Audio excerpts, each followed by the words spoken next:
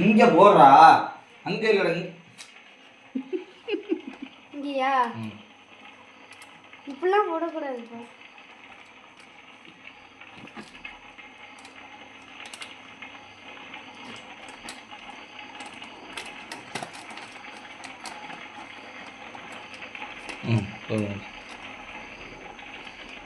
அப்படியே கவுத்து விட்டுருங்க.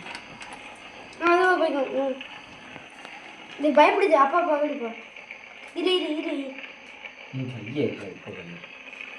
அம்மா இங்கோ இங்கே பாருங்க. வாவ் இந்த ரெட்டு செமையாக இருக்குது.